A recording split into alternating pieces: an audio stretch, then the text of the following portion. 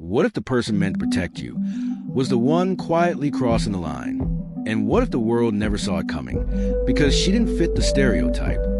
Stay with me, because this story isn't just disturbing. It's uncomfortable for reasons most people avoid. Tonight, we're stepping inside a dramatized psychological case inspired by real events. A story of trust, power, and how certain taboos hide in places we're taught to feel safe. You'll hear both sides of the story, the rationalizations, the confusion, and the moment everything collapses. By the end, you'll understand how authority, when wrapped in the language of empowerment, can become something far more dangerous, and why these cases are often ignored or excused. I am Harper. I was 23. Back at my old high school. I was young, motivated, and trusted. Girls' sports had always been treated like an afterthought. So when they gave me the whistle, I told myself I was changing the system. Alex stood out immediately. 16, and focused. Hungry to prove herself. She stayed late after practice. Asked questions. Listened, really listened, when I talked about fighting sexism in sports. I told myself this was mentorship. This was sisterhood. But then, one night, our hands brushed while passing the ball, and my heart didn't react like a coach's should.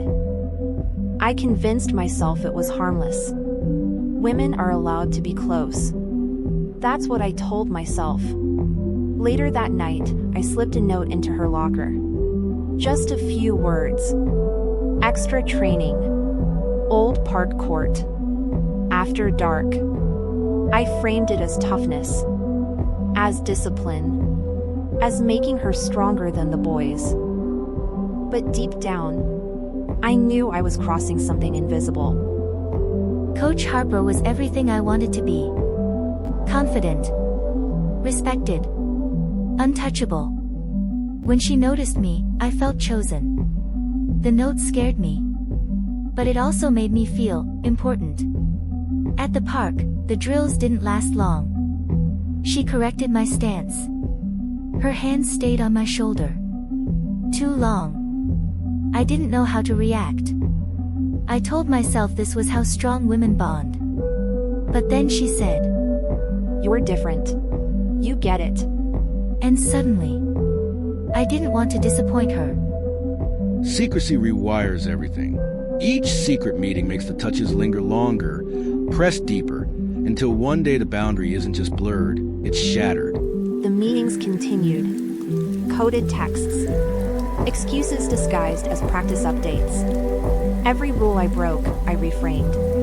She's mature. Society wouldn't judge this the same way if I were a man. That thought became my shield. One night, headlights swept across the park. We hid behind the bleachers.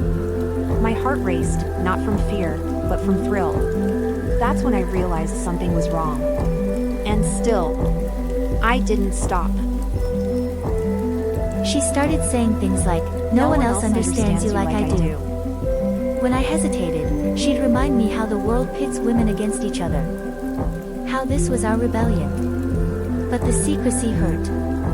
The lies hurt. I began to wonder. If this was empowerment, why did it feel like I was shrinking? Every illusion breaks eventually. I told a friend. Just one. The words felt wrong the moment they left my mouth. Adults got involved. Questions followed. In that room, retelling everything. I finally saw it clearly. This wasn't strength. It was control. And it hurt more, because I trusted her. I told myself it was a misunderstanding. That gender bias would protect me. Then the handcuffs clicked. In that moment, all my justifications collapsed. I wasn't a mentor. I wasn't empowering anyone. I was hiding behind ideas to excuse what I didn't want to face. The consequences came quietly. Legal proceedings, restrictions, a life permanently altered. Some call the outcome lenient, others called it ignored. But for Alex, the damage wasn't measured in days or sentences. Therapy helped me untangle the confusion. How authority can manipulate, even when it wears a familiar face. I'm stronger now. But I question things I never questioned before. And maybe that's the lesson.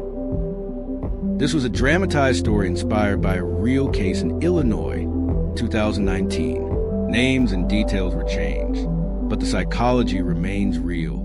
Abuse doesn't always look like we expect.